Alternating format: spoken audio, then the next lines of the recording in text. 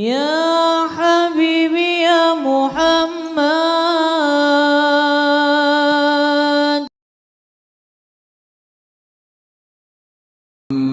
Nah sekarang saya pengen sharing dulu adegan kecil dari Perang Badar. Bahwa Perang Badar ini kan terjadi di tahun kedua Hijriah. Jadi 2 tahun setelah Nabi hijrah ke Madinah terjadi Perang Badar. Niat pertama sebelum terjadi Perang Badar itu, Nabi pengen mencegat karavan dagangnya Abu Sufyan. Waktu itu Abu Sufyan belum masuk Islam.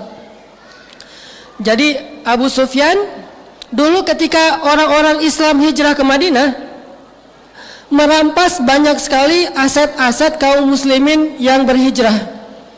Ada ternak, ada pasar, yaitu barang dagangan segala macam, termasuk kebun-kebun. Itu dirampas aset-aset kaum muslimin oleh Abu Sufyan. Lalu ketika kaum muslimin sudah pada hijrah ke Madinah, aset ini dikumpulin terus dijual ke Syam. Di mana Syam kalau sekarang? Suriah. Dijual ke Syam. Nah, ketika Abu Sufyan dengan karavan dagangnya pulang dari Syam, itu ngelewatin jalur yang dekat dengan kota Madinah. Lalu muncullah inisiatif dan diawali dengan ilham dari Allah bahwa Rasulullah mengumumkan kepada para sahabat, wahai para sahabat muhajirin, siapa yang ingin mengambil balik haknya yang dirampas oleh Abu Sufyan. Kan senang tuh, pengen ngambil balik haknya. Sekarang Abu Sufyan akan melintasi jalur dekat kota Madinah, yuk kita cegat yuk gitu. Dan Allah membolehkan hal itu karena ini adalah haknya kaum muslimin yang dirampas. Disebut dengan istilah al-anfal, harta rampasan perang. Yuk kita cegat, kata Rasulullah. Akhirnya kaum muslimin dari golongan muhajirin semuanya udah semangat nih. Ya udah kita cegat. Sampainya kapan? Udah pakai mata-mata segala macam, siap-siap mau berangkat mencegat karavan dagang. Yang jumlahnya mungkin ada ribuan ekor onta, kemudian juga ada banyak hasil dagangan-dagangan yang sudah berubah, ada jadi kain sutra segala macam, pokoknya berlimpah aja dengan harta. Dan yang namanya karavan dagang itu pengawalnya nggak terlalu banyak, nggak seperti pasukan prajurit. Paling-paling pengawalnya misalnya 20 orang, 30 orang yang bersenjata, sisanya para pedagang. Jadi bayangan kaum muslimin waktu itu ini bakalan mudah nih, cuma mencegat karavan dagang, udah mudah, hasilnya besar. Berangkatlah kaum muslimin dari Madinah mencegat jalur lewatnya Abu Sufyan. Ternyata rencana kaum muslimin untuk mencegat itu ketahuan sama orang Mekah. Mereka juga punya mata-mata. Sehingga akhirnya orang Mekah yang dipimpin oleh Abu Jahal mengumpulkan pasukan militer yang berkuda dengan jumlah 1.000 orang mau mengawal karavan dagangnya Abu Sufyan supaya tidak berhasil dicegat, dikawal nih. Sehingga Abu Jahal berangkat dengan pasukannya dari Mekah menuju ke titik pencegatan. Nah, ketika Abu Jahal membawa pasukan untuk mengawal karavan dagang Abu Sufyan, akhirnya Allah Subhanahu wa taala memberi pilihan kepada kaum muslimin. Sekarang udah ada 2 target nih. Target pertama karavan dagang Abu Sufyan. Hartanya banyak, pengawalnya sedikit. Kayaknya lebih gampang nih. Target kedua Abu Jahal. Itu seluruhnya pasukan militer, prajurit, senjata lengkap, berkuda, jumlahnya lebih banyak, 1.000 orang. Mana yang kalian inginkan, kata Allah. Mulailah Nabi SAW mengumpulkan para sahabat. Yang tadi udah semangat-semangat tuh pengen mencegat karavan dagang ya. Tiba-tiba Nabi kumpulin, wahai sahabat-sahabatku, ini ada sedikit perubahan nih. Ada apa ya Rasulullah? Allah Subhanahu wa taala memberi kita pilihan. Kira-kira menurut kalian ini mau yang mana nih? Sekarang ternyata Abu Jahal juga ngirim pasukan. Kita mending nyegat Abu Sufyan atau nyegat Abu Jahal?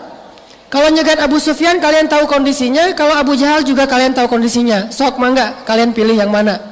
Sok mangga teh bahasa Arab apa? Tafadol. Tafadol Indomie. Itu doang yang tahu.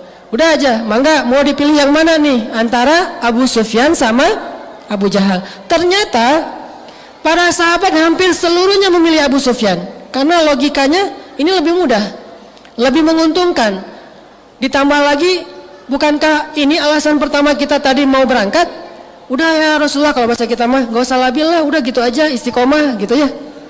Jangan labil, jangan galau lagi. Udah aja, gimana niat awal kita mau mencegat Abu Sufyan, udah aja bismillah ya Rasulullah. Itu bahasa sahabat. Lalu setelah itu Rasulullah berdoa kepada Allah, ya Allah, menurutmu yang mana nih? Ternyata Allah lebih berkenan Abu Jahal daripada Abu Sufyan. Sehingga dengan berat hati Nabi mengatakan, wahai sahabat, ternyata Allah memilihkan untuk kita Abu Jahal, pasukan bukan karavan dagang. Mulailah para sahabat ada agak-agak sedikit kecewa tuh. Wah, tahu gini gitu ya.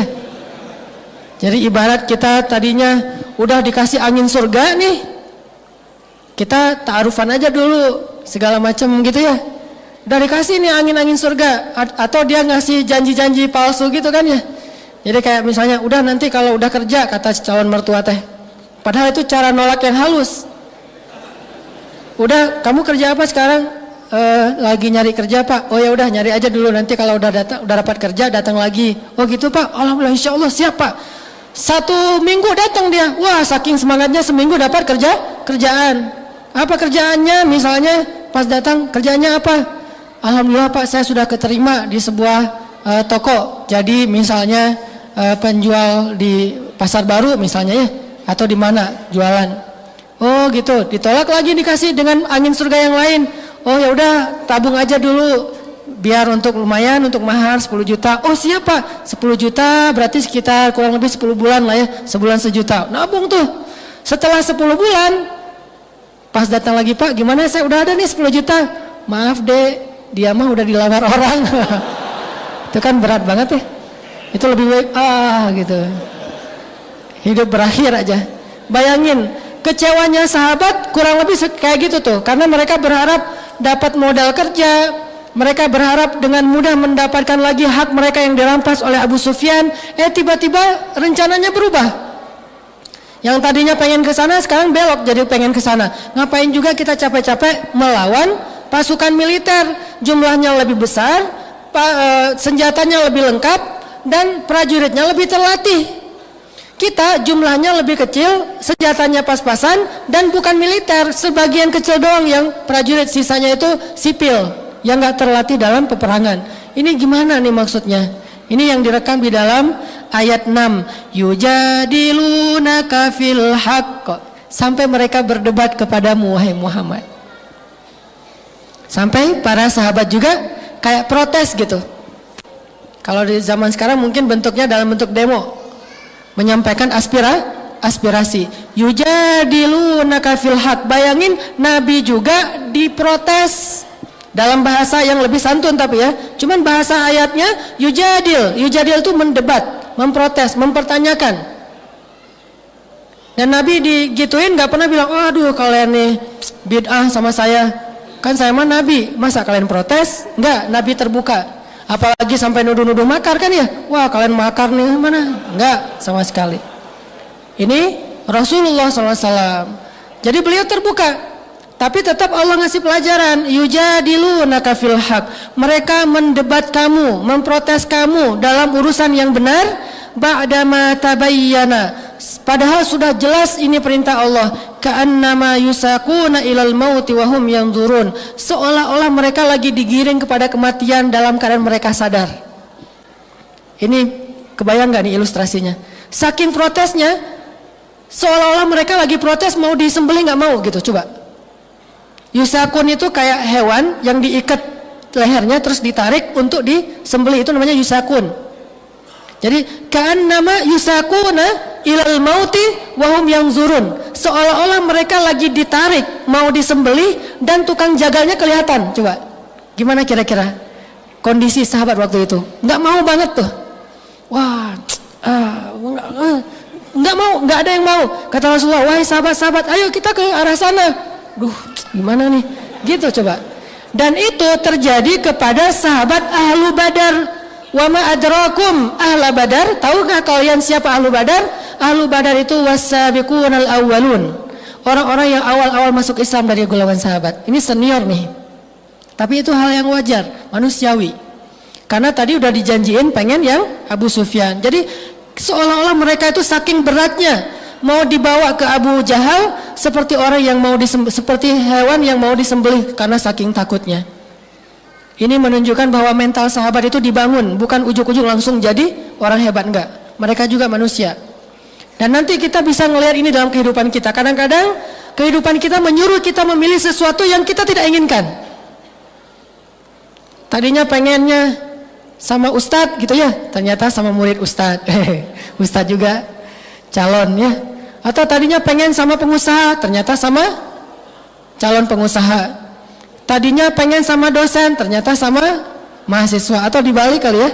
Tadinya pengen sama mahasiswa, sama dosen. Tadinya pengennya sama orang Jawa atau orang Sunda, jadinya sama orang Sumatera. Tadinya pengennya sama menikahnya usia sekian, ternyata harus ditunda gara-gara belum selesai kuliah segala macam. Banyak kondisi dalam hidup kita itu kadang-kadang gak seperti yang kita bayangin. Nanti pertanyaannya sederhana, apa yang kita cari? Untuk mertua nanya kayak gitu tuh, Pak, ini ada pertanyaan dari Ustadz, apa yang Bapak cari? Kalau dia banyak alasannya, udah kita gunakan segala jurus, nolak aja, udah aja Pak, maaf mungkin terakhir sebelum saya pamitan, ada satu pesan nih dari Ustadz, Bapak baca aja sendiri. Atau kasih potongan 1 menit main booster untuk calon mertua tuh tentang masalah apa yang kita cari. Apa sih yang dicari? Nyari apa dengan menikahkan putrinya? Nyari apa dengan mau menerima pinangan? Nyari apa dengan meminang? Nyari apa dengan mencari kerjaan? Nyari apa dengan segala aktivitas hidup kita? Kalau kita bisa mentajdidun niyah, memperbaharui niat kita, insya Allah kita nggak akan salah pilih. Nah, sahabat pernah agak keliru di sini nih. Nyari apa mereka dengan berangkat dari Madinah? Nyari harta atau cari ridha Allah? Kalau nyari harta pasti berat. Tapi kalau cari ridha Allah, mau digiring kemana aja yang penting Allah ridha. Ini apa yang kita cari? Sahabat mulai yujadil, mendebat, ya Rasulullah, ya Rasulullah, ya Rasulullah. Terus Nabi memberikan alasan, tapi kan, banyak tapikannya. Seolah-olah kayak mau disembelih aja. Lalu Allah berfirman kayak gini. Kemudian Allah mengatakan di ayat ke-7, wa idz ya'idukumullahu ihdat ta'ifatain annaha lakum wa tawadduna anna ghaira dzatish syaukati takunu lakum. Ketika Allah memberi kalian pilihan di antara 2 kelompok atau 2 pasukan, sedangkan kalian menginginkan yang tidak punya senjata lah yang menjadi bagian kalian. Wa yuridullah, sedangkan Allah menginginkan untuk memperlihatkan kebenaran itu menang di atas kebatilan dan menghancurkan orang-orang kafir. Jadi pengennya kita sama pengennya Allah itu nggak selalu harus sama. Dalam kondisi kayak gitu ikutin aja pengennya Allah. Nanti kita lihat hasilnya kalau ngikutin pengennya Allah. Dan nggak kebayang seandainya sahabat waktu itu keras kepala, nggak kebayang apa hasil dari perang Badar. Mungkin kita nggak mengenal kisah-kisah menakjubkan dari perang Badar kalau seandainya mereka kekeh dengan pengennya mereka. Itu yang jadi realitas dalam hidup. Akhirnya setelah turun ayat ini barulah sahabat nggak bisa berkutik. Ini mah udah perintah Allah. Jadi Nabi kalau udah nasihatin nggak berhasil, udah aja Allah berfirman, udah kan selesai kan? Nah gitu juga tuh, nggak berhasil semua jurus Pak. Ini ada hadis nih dari Rasulullah. Tuh, apa kata Rasulullah? Kalau datang laki-laki yang baik akhlaknya untuk melamar putri kalian, maka nikahkanlah mereka. Oh gitu hadisnya? Riwayat siapa itu? Wah Pak, jangan tanya riwayat lah, pokoknya sahih aja lah Pak. Gitu ya, pakai dalil, tapi jangan ujuk-ujuk dalil. Tadi kirain mau ceramah, lo mau nyeramahin gua. Terakhir aja, pertama ini dulu TikTok dulu, bahasa yang sederhana segala macam, janji-janji. Ternyata Rasulullah udah nasihatin sahabat, nggak bisa. Akhirnya bacainlah firman Allah. Allah berfirman gini. Ini awal dari adegan perang Badar, ayat 5 sampai 8. Akhirnya baru mereka mengatakan, oh kalau ini adalah keputusan Allah, sami'na wa ata'na. Udah turun ayat nih, sami'na wa ata'na. Ikut, walaupun hatinya sebetulnya berat. Jalaninlah pilihan kedua, menghadang pasukan Abu Jahal yang lebih kuat daripada karavan dagang Abu Sufyan. Nah Abu Sufyan karena kaum muslimin belok, akhirnya dia juga ngambil jalur lain dan selamat sampai ke Mekah. Sekarang tinggal berhadap-hadapan kaum muslimin dengan pasukan kafir Abu Jahal.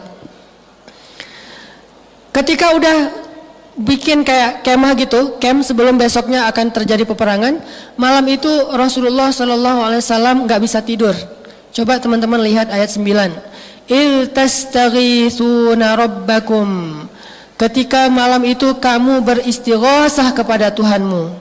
Tastaghithun bahasa lainnya adalah istighosah. Teman-teman pernah dengar istilah istighosah? Istighosah itu artinya apa? Berdoa dengan sungguh-sungguh. Jadi ini nih. Jadi kalau kita udah memperbaharui niat kita, apa sih yang kita cari? Pilihlah pilihan Allah. Setelah kita memilih pilihan Allah, udah gitu istighosah. Doalah sebanyak-banyaknya kepada Allah. Bilang, ya Allah, Engkau tahu hari ini saya mengambil satu pilihan yang berat, dan itu tidak saya lakukan kecuali karena ingin taat kepadamu ya Allah. Pilihan antara mau pacaran atau mau nikah. Nikah mah sebetulnya belum siap ya Allah, ngomong jadi akrab aja deh daripada terlalu kaku ya. Allah, saya mah kurang siap sebetulnya mau nikah. Tapi gimana kumaha tuh ya? Yang pacaran nggak boleh. Ya udah nikah aja deh ya Allah. Saya mah ngikutin gimana maunya Allah aja. Kumaha Allah we ya. Nah, Allah suruh nikah, ya saya nikah. Insyaallah besok saya mau datang ke rumahnya ya Allah. Tetapi kan yang membolak-balikan hati Engkau ya Allah. Doa tuh istighosah malam sebelum datang. Jadi malam tuh nggak usah tidur. Besok aja tidur pas ditolak. Nggak usah bangun-bangun lagi maksudnya. Jadi kalau malam itu jangan tidur. Kayak Nabi istighosah, istastaghithuna rabbakum. Nabi itu berdoa semalam suntuk, nggak tidur sama sekali. Cuma 2 orang yang nggak tidur pada malam sebelum terjadi perang Badar, Rasulullah dan Abu Bakar As-Siddiq. Yang lain semuanya tidur lelap. Saking lelapnya, maaf ya ini sejarah, saking lelapnya banyak sahabat yang mimpi basah. Ini godaan setan. Jadi setan juga terlibat dalam perang Badar, bukan cuma malaikat. Jadi orang kafir ditolong setan, orang mukmin ditolong malaikat. Nah, cara setan ngegembosin semangat kaum muslimin apa? Dia datang ke dalam mimpi kaum muslimin, membuat kaum muslimin harus mandi janabah, mimpi basah. Sedangkan Nabi berdua dengan Abu Bakar, doa terus, ya Allah, ya Allah. Apa salah satu doa Nabi waktu itu? Ya Rabbi, besok kami akan menghadapi musuh untuk kali pertama. Jika besok kaum muslimin binasa, maka aku khawatir tidak akan ada lagi orang yang menyebut namamu di muka bumi ini ya Allah. Maka tolonglah hamba-hambamu ini ya Allah. Terus, please ya Allah, please, please mahnya sampai pagi please. Terus saja memohon kepada Allah. Aku mohon dengan sangat, kan gitu ya. Gak nyambung ya. Gak tahu filmnya sih. Aku mohon dengan sangat, please ya Allah gitu. Nabi berdoa terus sampai kalau dalam sejarah disebutkan Nabi kan pakai shawl gitu, bukan shawl apa, rida itu kayak shawl atau kayak sorban ditaruh di kepala beliau sampai jatuh sorban itu, dan janggut beliau yang lembut itu basah dengan air mata, terus menangis sepanjang malam. Itu namanya istighosah. Salah satu rahasia kesuksesan Nabi dalam perang Badar. Pakai itu untuk perang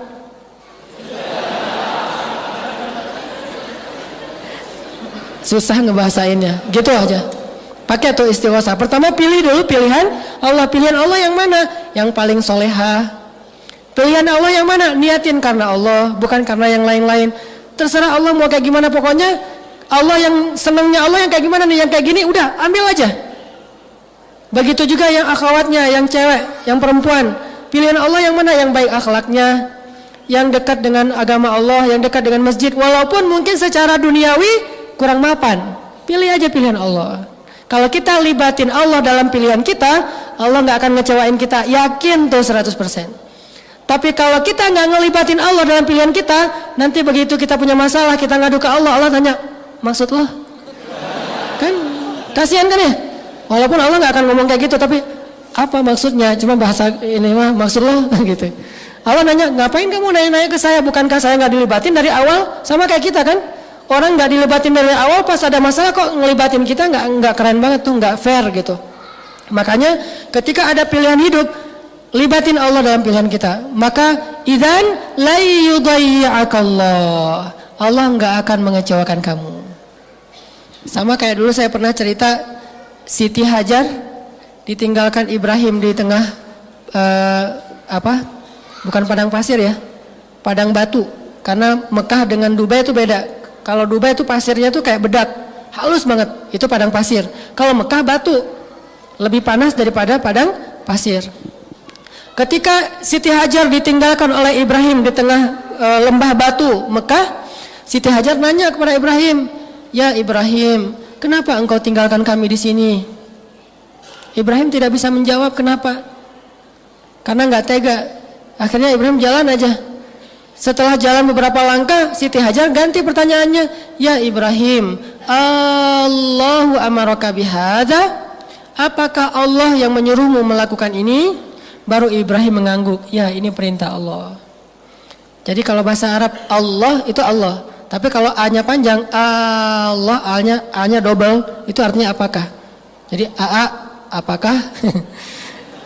Panjang gitu ya.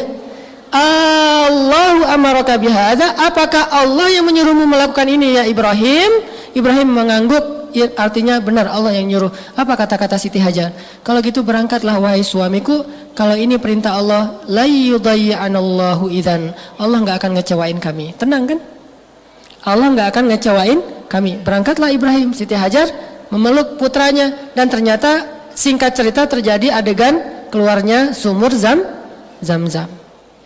Jadi kalau kita libatin Allah dari awal, itu gampang urusan kita. Masalahnya kita nggak mau ngelibatin Allah kecuali kalau udah mentok. Itu masalahnya. Kalau udah mentok baru ya Allah, ya Allah. Allah juga ngasih waktu. Kenapa ngasih waktu? Karena Allah ingin ngasih kita pelajaran supaya kita lain kali bisa lebih bijak untuk melibatkan Allah. Coba libatin Allah itu jangan pas mentok doang. Walaupun tetap kemana lagi kan kalau nggak Allah ya. Mentok-mentok juga walaupun dari awal kita nggak ngelibatin Allah, mentok-mentok juga kemana lagi tempat kita berlari kalau bukan kepada Allah. Ilaika anabna wa ilaikal masir, kepadamu ya Allah kami kembali. Cuman lebih kerennya lagi itu bukan pas mentok ngelibatin Allah, dari awal kita memilih jalan udah libatin Allah. Allah yang mana nih? Tanya dulu sama Allah. Terus tahu jawabannya gimana Ustaz? Baca firmannya, nggak ngerti Ustaz. Baca hadisnya, nggak ngerti juga Ustaz. Istisyarah, istifta, minta pendapat para ulama yang mengerti ayat Allah dan hadis Rasulullah. Itulah gunanya istifta, meminta fatwa. Istisyarah, meminta nasihat. Ustadz, ini gimana nih, ada dua pilihan, yang satu begini, yang satu begini. Kayak dulu zaman Nabi, cewek yang dilamar dua cowok itu minta pendapat Nabi. Datang nih seorang cewek ke Nabi Rasulullah SAW, bilang, "Ya Rasulullah, nih saya agak-agak dilematis. Kenapa? Ada dua cowok ngelamar saya." Cia. Gitu tuh teh. Datang ke Ustadz, tanya, "Ustadz, saya ada dua cowok yang ngelamar. Yang satu fulan, yang satu fulan." Kata Nabi, "Ya amat Allah, kalau yang cowok pertama itu saya kenal. Dia itu malas kerja." "Oh gitu Rasulullah?" "Iya, enggak pernah kerja dia mah, di rumah aja pangku-pangku tangan, nge-game aja di rumah mah dengan gadgetnya. Kalau bahasa sekarang mah suka nge-game, enggak pernah nganggur aja." "Oh gitu. Kalau yang kedua ya Rasul?" "Kalau yang kedua itu dia nggak pernah nurunin tongkat," kata Nabi. Arti nurunin tongkat tuh suka mukul istri, kasar orangnya. "Oh gitu, saya baru tahu. Untung saya minta pendapat Rasulullah. Udah deh saya tolak aja dua-duanya." Ya gitu ya, ditolak dua-duanya. Akhirnya datang lagi yang lebih baik. Istisyarah namanya, minta pendapat ulama. Jangan putuskan sendiri. Karena kalau kita memutuskan sendiri dan kita nggak paham, berarti kita tidak melibatkan Allah dalam pilihan hidup kita. Dan nanti kalau ada masalah, susah mau minta tolong sama Allah. Dari awal tuh udah ngelibatin Allah. Tanya, yang mana nih yang Allah suka? Pekerjaan, jodoh, perbuatan, apapun lah pokoknya. Minta pendapat Allah. Kita pengen mengubah cara hidup kita. Tanya, yang mana yang baik nih? Model ini atau model yang itu? Tanya kepada Allah, libatin. Akhirnya Nabi berdoa semalaman, para sahabat mimpi, pas bangun dari tidur menjelang subuh, mereka ternyata harus mandi junub. Saat mereka mau mandi junub, airnya kurang, mulai terjadi lagi rasa gelisah dalam hati sahabat. Tuh kan, cek urang ge.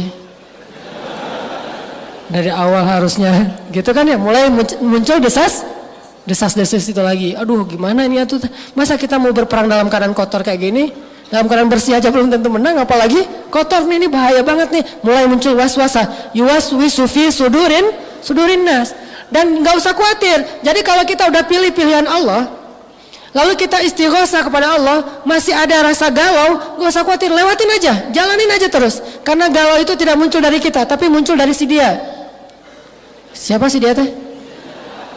Minal jinnati wan nas. Khannas, yang suka yuwaswis, dia suka bikin kita galau emang. Jadi kalau udah galau, sana lo, bikin galau aja gitu. Cara bilang sana lo nya gimana? A'udzubillahi minasyaitonirrajim. Jadi terjemahannya sana lo gitu. Jadi kalau galau, a'udzubillahi minasyaitonirrajim. Udah pergi aja sana, nggak bakalan berhasil ngegalauin saya. Saya kok udah mantap sama dia. Cie. Ini ya. Jadi intinya apa? Kalau terjadi waswasa, nggak nyaman karena kita udah pilih jalan Allah, karena jalan Allah itu nggak akan mudah, tetapi ujungnya pasti bahagia. Sedangkan jalan setan tuh kelihatannya tuh kayak keren banget, padahal ujungnya itu adalah sengsara. Kita pilih ini jalan Allah dari awal, makanya nanya dari awal, ini nyari apa nih? Nyari Allah atau nyari dunia? Nyari akhirat atau nyari dunia? Nyari keridhaan Allah atau nyari hawa nafsu? Kalau yang kita cari itu Allah, udah jalanin aja. Gak mungkin Allah ngecewain, pasti. Cuman agak sedikit berlika-liku, tak apalah. Ya, sedikit ada masalah di jalan, biasalah itu. Yang penting jalanin aja terus. Nih sahabat kayak gitu, galau, nggak bisa mandi, airnya habis, airnya sedikit. Bayangin, nggak usah yang 300 orang. Kita kadang-kadang bikin berkemah, misalnya 20 orang, 30 orang kan susah nyari air tuh. Apalagi ini di tengah padang pasir, 300 orang dan semuanya butuh mandi. Datang ke Nabi, ya Rasulullah, ada apa? Ini kami semuanya wajib mandi. Cuma Rasulullah sama Abu Bakar doang nih yang nggak wajib mandi. Gimana ya Rasulullah? Nggak ada air, nggak ada.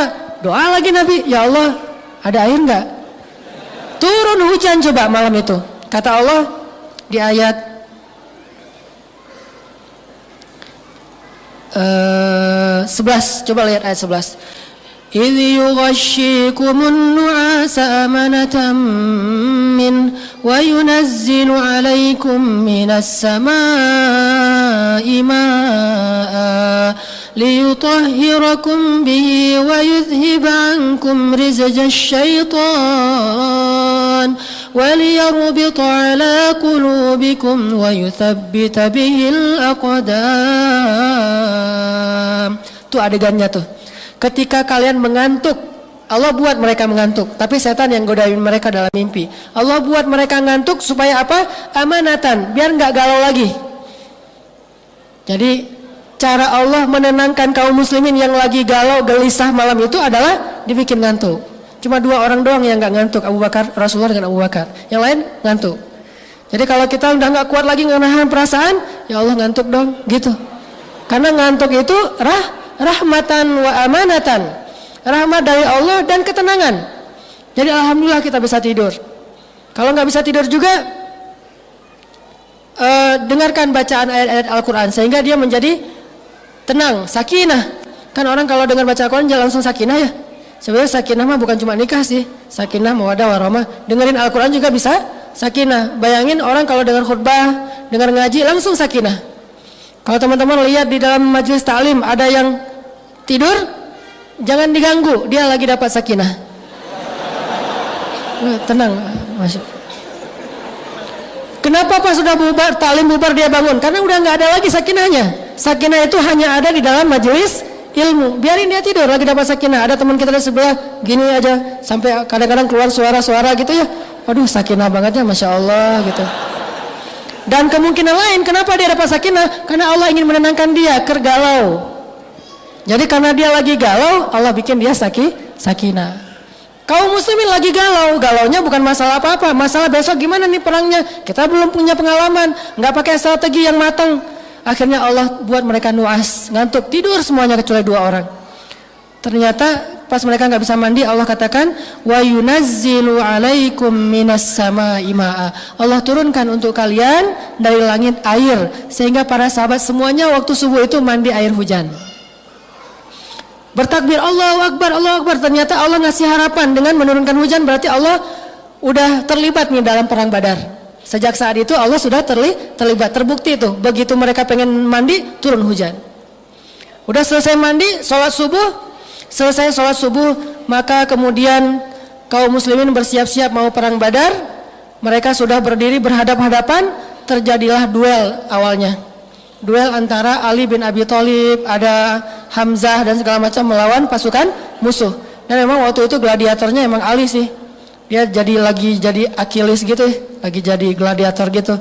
Dan kalau bahasa di Al-Anfal mah ayat 12 coba. Ayat 12 terakhir. Wadribu minhum kullabanan fadribu fawqal a'naq. Sampai Allah ngajarin kaum muslimin cara nebas. Saking nggak pengalaman berperang, sampai Allah ngajarin caranya. Kalau kalian mau menebas musuh, sekali tebas dan mati, tebas bagian ininya. Soalnya musuh pakai baju besi, cuma bagian ini yang bagian kelemahan mereka. Sampai diajarin coba di Al-Quran. Fadribu fawqal a'naq. Pukullah bagian leher mereka, sehingga ketika kaum muslimin berperang, mereka ngincarnya leher. Soalnya kalau ngincar yang lain semuanya baju besi. Kaum muslimin nggak pakai apa-apa, benar-benar straight banget lah gitu. Jadi benar-benar gaya street. Wah, gua mah street kan nggak pakai pengaman ya, main skate. Kalau street mah masa pakai gini-ginian segala macam, pakai helm gitu kan ya, nggak street kan ya. Itu mah anak klub. Kalau yang anak street mah kalau bisa nggak pakai baju. Jadi makin luka tuh di foto postingin lukanya, wah street gitu, red kan ya. Nah sahabat mah street banget perangnya tuh, nggak pakai pengaman, langsung aja. Nah musuh pakai pengaman, musuhnya anak klub. Sahabat mah anak street. Jadi beda nih, anak klub mah atlet, anak street mah acak-acakan, pokoknya seru aja. Kayak anak bola yang main di dalam klub sama yang main di jalanan. Di jalanan kan nggak pakai sepatu kan? Kalau di klub sepatu, pengaman segala macam. Nah musuh pakai pengaman, kaum muslimin street banget, red gitu ya. Ditebas lehernya. Alhamdulillah Allah mengajarkan cara mereka berperang. Sampai selesai perang Badar, Allah turunkan ketika perang Badar itu malaikat berangsur-angsur. Turun malaikat tuh. Ini kalau kita libatin Allah, Allah kasih kejutan. Cuman Allah nggak mau ngomong dari awal. Kenapa? Allah kok nggak ngomong sih mau diturunin malaikat? Atau dari gitu kan dari awal juga udah pasti mau lah. Kalau plus malaikat ya, kan awal mah ragu gara-gara 300 lawan 1000. Tapi coba Allah bilang, kalian milih yang 1000 aja ya. Ntar gua turunin malaikat deh 1000 malaikat. Wah mau dong Allah kalau gitu. Kenapa Allah nggak ngasih tahu dari awal coba? Kan pertanyaannya gitu. Karena Allah ingin melihat siapa yang benar-benar yakin dan berserah diri kepada Allah, siapa yang lebih yakin kepada logika matematikanya. Jadi Allah nggak mau ngasih tahu ke sahabat dan Nabi aja, Allah nggak ngasih tahu siapa. Kita pengen tahu dari awal. Allah, ini kira-kira tapi ntar dibantukan ya sama Allah. Bantu nggak sih Allah? Nggak usah tahu itu, udah aja yakin kalau kita libatin Allah, Allah pasti akan bantu. Ternyata turun malaikat berangsur-angsur, dan dalam riwayat disebutkan malaikat yang turun waktu itu memakai ikat kepala hijau, jubah putih, kemudian malaikatnya bercahaya, turun seperti merpati atau seperti elang yang menyambar. Bukan merpati, elang ya, seperti elang menyambar. Turun dari langit serentak gitu, ada berapa ratus malaikat, terus lewat, datang lagi berapa ratus, terus aja gitu, kayak gelombang gitu. Jadi swell ya. Jadi kayak dapat swell gitu, berangsur-angsur, pesta ombak deh. Nah, akhirnya datang malaikat ngabisin musuh-musuh, dan ini diriwayatkan oleh seorang musuh yang kelak dia masuk Islam. Dia bilang gini, pas terjadi perang Badar, kami melihat ada pasukan berwarna putih, memakai jubah-jubah putih seperti burung, dan mereka mengikat kepala dengan ikat kepala hijau. Mereka datang menyambar, lalu aku menutup mataku dan tidak berani melihat, sehingga aku mendengar suara teman-temanku berteriak seperti orang yang sedang ditebas lehernya. Orang-orang musuh, orang-orang kafir itu berteriak karena lehernya ditebas oleh malaikat. Wah, kaum muslimin sebetulnya waktu itu nggak berperang sebetulnya. Cuma mau angkat senjata, udah keduluan malaikat. Saking gampangnya perang Badar tuh. Tapi kan ujian mentalnya berat itu ya. Pas perangnya mah gampang. Sebelum perangnya ini yang jadi ujian berat. Makanya hidup tuh kayak gitu tuh. Pas mau dijalanin kayak bakalan gimana gitu. Pas sudah dijalanin, ternyata nggak gitu-gitu amat ya. Dimudahin sama Allah. Udah aja dihabisin sama malaikat. Begitu aku buka mataku, kata dia, aku melihat teman-temanku semuanya tergeletak dalam keadaan tidak bernyawa karena sudah dibunuh oleh malaikat. Cuma satu yang tersisa, dan itu untuk menjadi saksi sejarah. Itu cara Allah nolongin. Udah selesai perang Badar. Orang musuh-musuh udah pada mati, termasuk Abu Jahal. Setelah selesai musuh pada mundur, yang masih hidup, ada yang ditawan, banyak yang mati. Kemudian terjadilah adegan di ayat 1 surat Al-Anfal. Ngumpulin harta ghanimah. Ada yang dapat, kan orang kafir mah dulu kalau mau berperang tuh bawa serta dewa ya, dewa perang. Jadi dewa perang itu dibawa sama mereka. Pas mereka kalah, mereka lari, dewanya ketinggalan. Nah dewanya ini terbuat dari emas atau perak biasanya nih. Nah dewanya pas orang pada lari, dia ketinggalan, gak bisa lari. Duh, kok saya ditinggal, kata dewanya teh. Jadi dewanya ketinggalan. Nah dewa ini termasuk salah satu ghanimah, kan lumayan, emas sebesar seukuran patung gitu. Kalau dipecah-pecahin kan jadi cincin. Cincinnya bagus banget, dari mana nih? Dewa perang. Jadi maharnya dewa apa? Dewa perang. Ditinggalin tuh dewa-dewanya tuh. Diambil sama kaum muslimin. Mau dileburin lagi terus jadi perhiasan. Ada yang dapat onta, ada yang dapat kuda, ada yang dapat dewa, ada yang dapat pedang. Nggak rata. Jadi ada yang dapat miliaran, ada yang dapat cuma berapa puluh ribu. Nggak sama gitu. Akhirnya terjadilah perdebatan lagi. Tadi kan emang niatnya dari awal pengen dapat ghanimah kan? Nih mumpung kita udah ngikutin nih apa maunya Allah, sekarang udah dapat ghanimah, ayo kita ambil, rebutan udah aja tuh. Pas udah gitu terjadi percekcokan di antara mereka. Ada yang bilang, loh kok saya cuma dapat segini, kamu dapatnya banyak, padahal saya duluan yang paling depan tadi pas perang, giliran ghanimah kamu aja depan. Ramai aja di antara sahabat. Mengadulah mereka kepada Rasulullah, yas'alunaka anil anfal. Makanya saya bilang surat Al-Anfal ini tidak berurutan secara alur, karena emang Al-Quran bukan buku kisah. Tapi kisah sebagai contoh. Kita harus baca kisah dulu baru baca ayatnya. Mereka tanya, ya Rasulullah gimana tuh ini pembagian Al-Anfal kok nggak sama rata? Saya capek-capek berperang nih, lihat nih tangan saya banyak bekas luka, tapi dapatnya cuma segini doang. Dia nggak ada apa-apa, tapi dapatnya banyak. Rame aja. Terus kata Allah, Kul anfalulillahi war rasul. Harta itu milik Allah dan Rasul. Ujian lagi tuh coba. Terutama bagi yang udah ngumpulin banyak, coba. Milik Allah dan Rasul, balikin. Saya gitu. Siapa yang ngomong gitu? Yang dapatnya dikit. Kalau yang dapatnya banyak, diam-diam aja. Kalau yang dapatnya dikit, Allah dan Rasul, ayatnya udah turun loh. Udah aja, ngumpulin. Kan ujian lagi kan? Ini ujian mentalnya berat loh. Makanya hayati tuh perang Badar tuh. Dan mereka tuh bukan basa-basi, memang benar-benar agak lumayan ramai. Buktinya Allah berfirman, fattaqullah wa aslihu dzata bainikum. Damaikanlah urusan di antara kalian. Berarti ada apa? Ada keributan kan ya? Makanya Allah suruh berdamai. Soalnya tidak sama rata. Ketika Nabi bilang ini milik Allah dan Rasul, yang udah dapat banyak agak-agak berat gitu. Aduh, lebar ini lebar nih, terlalu banyak gini dapat hartanya. Tapi kata Allah, kulil anfal lillahi wa rasul, milik Allah dan Rasul. Ya udah diambil, dikasih ke Rasul. Baru Rasulullah membaginya secara rata. Lalu mereka mengatakan, ya sudah, sami'na wa ata'na. Berkali-kali itu diuji untuk mereka. Makanya perang Badar ini melahirkan veteran yang dijamin masuk surga oleh Allah SWT. Karena ujiannya itu berat. Dan akhirnya mereka lulus, walaupun di tengah-tengah ujian itu manusiawi. Kadang-kadang ada sedikit rasa tidak agak kaget, agak shock gitu. Itu manusiawi. Tetapi tetap dijalanin. Itu yang hebat dari para sahabat. Sehingga kadang kita juga manusiawi, shock, kaget dengan keputusan Allah, kaget dengan kejutan-kejutan yang Allah berikan sepanjang jalan, tapi jalanin aja terus. Karena itulah akhirnya Allah Subhanahu wa taala memberikan kemenangan yang besar. Dan salah satu kemenangannya apa? Kata Rasul, wahai ahli Badar, lakukanlah apa yang kalian suka, Allah sudah memaafkan dosa-dosa kalian yang lalu dan yang akan datang. Itu tuh keren banget tuh. Itulah kemenangannya. Lakukan apa yang kalian suka, Allah maafin kesalahan kalian yang lalu dan yang akan datang. Udah dimaafin semuanya. Sehingga kelak kalau ada ahlu Badar yang melakukan kesalahan fatal, tetap dimaafin.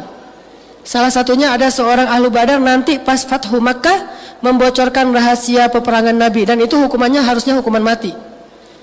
Dia bawa surat dititipin lewat seorang cewek, ceweknya diutus ke Mekah ngebocorin Rasulullah akan melakukan Fathu Makkah.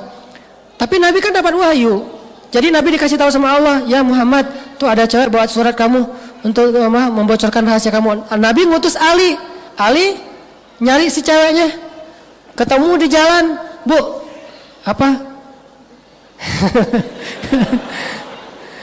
Ibu berita rahasia Rasulullah ya? Enggak kok, enggak. Dia enggak mengaku. Kata Ali, demi Allah Rasulullah tidak mungkin berdusta. Kalau ibu tidak mengaku, saya geledah nih. Karena perempuan itu masih punya kehormatan, malu digeledah. Akhirnya dia keluarkan secari kertas, dari balik rambutnya dia katakan, ini titipan dari seseorang. Dibawa ke Madinah. Di Madinah orang yang menulis surat itu di sidang. Ternyata dia veteran perang Badar. Bayangin, veteran perang Badar pernah melakukan itu. Pas di sidang di depan Nabi, orangnya udah didatangkan. Wah, apalagi yang dilakukan Umar. Umar bahkan langsung ngeluarin, ya Rasulullah, izinkan saya tebas nih leher orang ini sekarang juga. Innahu qad nafaq. Dia sudah munafik ya Rasulullah. Kata Rasulullah, tenang Umar, kalem, slow, Wallace. Ya. Ini mah kita tanya dulu atuh Umar. Ya udah, gini aja Umar teh. Jawara Mekah kan ya?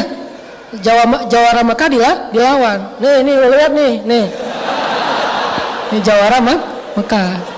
Macam-macam lah sama Rasulullah. Nih rasain nih. Gitu kan? Umar tuh jawara Mekah banget tuh. Duduk aja dia gini nih. Kakinya gitu-gitu. Ngapain nih? Rap. Kirain nge-rapin. Terus ditanya sama Rasulullah, kenapa kamu kayak gini? Kan Rasulullah orangnya tuh bijaksana banget, santun. Nanya dulu sebelum memberikan keputusan. Kenapa kamu lakukan ini? Baru dia ngaku, ya Rasulullah, semua sahabat itu punya keluarga di Mekah. Saya khawatir kalau kita kalah perang di Mekah, mereka akan dilindungi oleh keluarganya. Dah saya mah nggak punya keluarga di Mekah, siapa yang akan lindungi saya tuh? Terus makanya saya kasih jasa saya kepada orang Mekah dengan membocorkan rahasia ini. Siapa tahu kalau kita kalah perang, saya mah dilindungi sama orang Mekah. Gitu-gitu amat pemikirannya sahabat ini teh. Padahal itu veteran Badar loh. Oh gitu. Kamu nggak percaya Allah Maha memenangkan agamanya? Percaya Rasulullah, namanya manusia Rasul. Ya udah deh. Kata Rasulullah, ya udah jangan diulangi lagi ya. Ya Rasulullah siap, maafin ya Rasulullah, cium tangan Rasulullah, sungkem gitu. Kata Umar, Rasulullah, nih gimana nih? Kata Rasulullah, ya Umar, dia itu veteran Badar. Tapi dia udah munafik ya Rasulullah. Tapi dia veteran Badar. Emang kenapa veteran Badar? Kan Allah udah berjanji akan memaafkan kesalahan mereka kapanpun juga. Oh, udahlah. Tuh, kemenangan perang Badar, coba bayangin. Kalau kita ngelibatin Allah dari awal, semuanya gampang. Bukankah semua hukum di dunia dan di akhirat ini milik Allah? Suka-suka Allah, makanya libatkanlah Allah. Tanya lagi dalam diri kita, apa yang kita cari? Allah atau makhluk?